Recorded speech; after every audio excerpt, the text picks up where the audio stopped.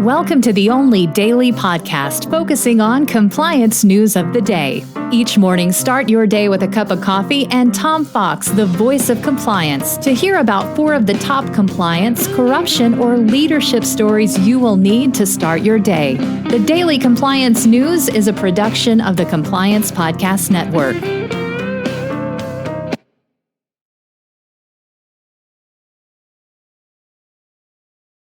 Look, 2020 has proven to be the year of many things, and the same for 2022. But if you're a small business, this could also be the year you switch to a better payroll. Gusto wasn't just built for small businesses, it was built for the people behind them. Their online payroll is easy to use. Gusto can automatically calculate paychecks and file all your payroll taxes, which means you have more time to run your business. Plus, Gusto does way more than payroll. Gusto helps with time tracking, health insurance, 401ks, onboarding, commuter benefits, offer letters, access to HR experts. You get the idea. It's super easy to set up and get started. If you're moving from another provider, they can transfer all your data for you. It's no surprise that 94% of customers are likely to recommend Gusto. And here's the best part. Because you're a listener to this podcast, you get 3 months totally free. All you have to do is go to gusto.com/compliance. That's gusto.com/compliance. I'm telling you, you're going to love Gusto. Get started today.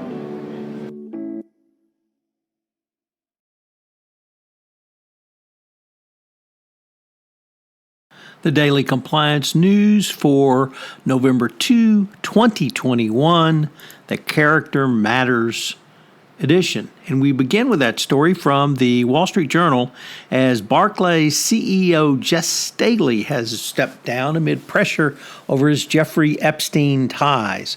A regulator in Britain found that his relationship with Epstein was inappropriate, and he stepped down to allegedly fight this finding. But compliance officers will remember Staley is the CEO who tried to unmask and out a whistleblower because he didn't like the whistleblower's allegations. That really speaks, I think, directly to his character and what his respect of both compliance and the law is. So if you have a CEO who's willing to go against every stricture, regulatory or otherwise, to out a whistleblower, it's really no surprise that he's going to have other problems. You lie down with dogs, you get fleas. Next up, in our first criminal prosecution under the Consumer Protection Act, or criminal enforcement action, I should say, a Chinese company will pay over $91 million for dangerous humidifiers it sold in the United States. According to court filings, consumers reported some 450 fires and nearly $20 million in property damage. I think the mere fact that you would use such a Chinese product really probably says it all, but the subsidiary knew the standards, knew that dehumidifiers were made with parts that didn't meet the safety standards and didn't report it to the U.S. Product Safety Commission for months. So another Chinese company will get you in trouble.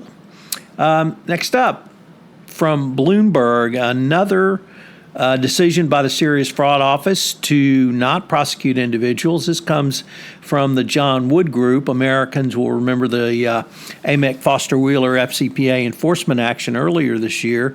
And you have to wonder if the SFO is ever going to bring another successful individual prosecution, as they have decided not to prosecute the individuals in this case. Perhaps because John Wood actually did remediate and cooperate as opposed to the actions of both Foster Wheeler and AMEC, and after it became AMEC Foster Wheeler, nevertheless, you have to wonder what the SFO is doing with all of this. And then finally, from Reuters, Goldman Sachs has noted as a potential red flag that it's been sued for insider trading allegations related to the Archegos meltdown earlier this year. It flagged the lawsuit as a potential legal risk in a filing on Monday. The Lawsuits were filed by three shareholders of three companies accusing the bank of selling shares based upon material non-public information regarding the liquidation of Archegos positions. So more trouble from the Archegos case as lawsuits are beginning to fan out, and now Goldman Sachs has indicated that a potential legal risk exists. So if they indicate that in a filing, there's high probability a legal risk does exist.